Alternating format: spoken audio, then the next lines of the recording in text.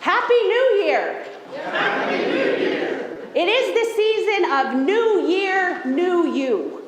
Making resolutions and plans to be different this year. Looking for a future which can be brighter and better in every way. Although by this time, 2 whole weeks into the new year, many of us have already made and broken and given up our 2025 resolutions. I don't know about you all, but I find it all exhausting. Just thinking about all the resolutions I ought to make to be healthier and more productive in 2025. I've lived long enough to know that for me, that road leads only to frustration. In recent years, as I've made a commitment to learn from theologians of color, I've come to realize that such thinking is very much a part of white colonial culture. Last week, just as I was pondering resolutions and vision for the new year, I picked up the devotional book Sacred Belonging by Cuban-American theologian Kat Armas. Yes, I've talked about her a few times.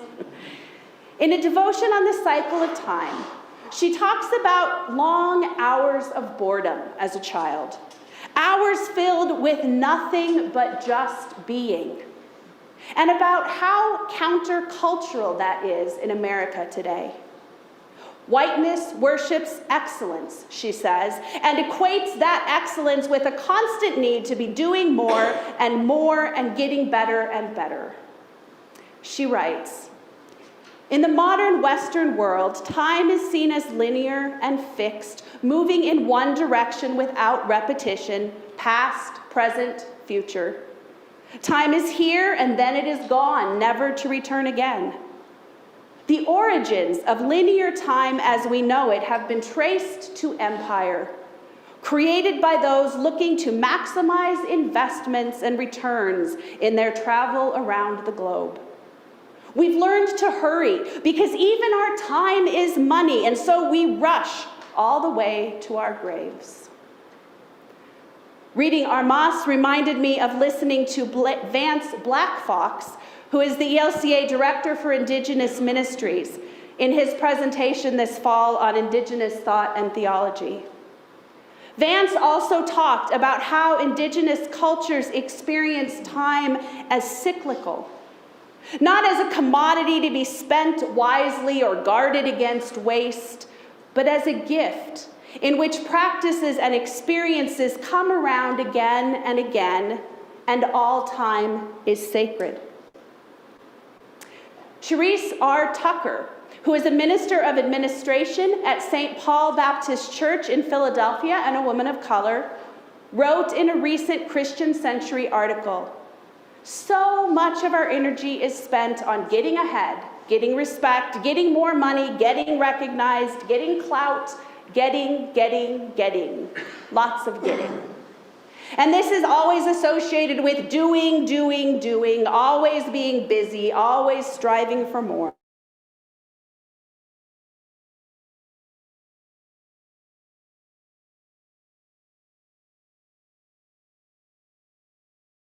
Afraid that who we are at the center of our being isn't enough. Whammy. That one gets me right between the eyes. And I don't think I'm the only one here. What if what we are really afraid of is that we just aren't good enough? Years ago, when I was a brand new pastor, I did a day of continuing education called An Ordinary Day with Jesus. I've done countless hours of continuing education since then, most of which I've long forgotten, but one section of that day has stayed with me for over 20 years. It was about hurry. And it was diagnosed, me and much of the culture around us, with hurry sickness, pointing out that so many of us are always rushing, always busy. When we ask one another, how are you?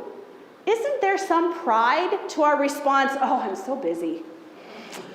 After all, being busy means being needed, being important, being valued.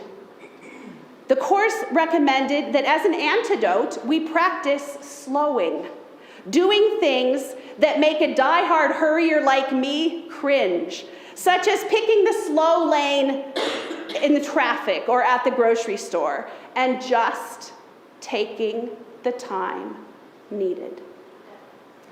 Things like eating mindfully or doing only one thing at a time. All of these are antidotes to hurry and really tough for multitasking doers like me. As native writer and scientist Robin Wall Kimmerer has said, I want to unlearn hurrying. Because none of the really important things in life can be done in a hurry. You can't love in a hurry. You can't care for someone or connect with someone in a hurry. You can't pray in a hurry. I remember hearing Father Richard Rohr say once to sit in silence in the morning until your no becomes a yes, and thinking, I will never have that much time to pray in the morning. So at this point, you may be wondering, what does all this have to do with the baptism of Jesus? In the gospel stories, the baptism of Jesus begins his ministry. He has not healed a sick person, given a stirring sermon, or performed a miracle when he hears the affirmation pouring out of heaven that he is God's beloved. And friends, the same is true for us. Many of us here were baptized as babies before we had done anything to earn love or to do enough good. At whatever age baptism is done, our Lutheran understanding says that it is based not on any worthiness or choice of the person being baptized, but entirely on the love and promise and grace of God.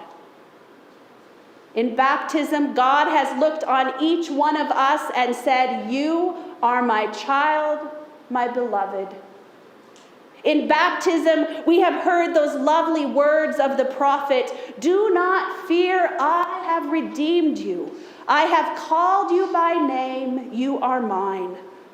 When you pass through the waters of chaos, I will be with you. When you walk through fire, you will not be burned. For I am the Lord your God, and you are precious in my sight. And here's the thing, friends. Luther encouraged believers to remember their baptism every day and live every day out of that place of love and forgiveness and grace. It's a little like that cyclical understanding of time that I know I'm only beginning to grasp, but that to claim our baptism each day is to experience it anew, to know that we are beloved and chosen. In that same devotion on the cycle of time, Kat Armas writes, every week, the Jewish Sabbath begins in the evening. Reorienting our days in this way serves as a sacred reminder that our day isn't to start when we open our eyes, but when we go to bed. Our days are to begin with rest.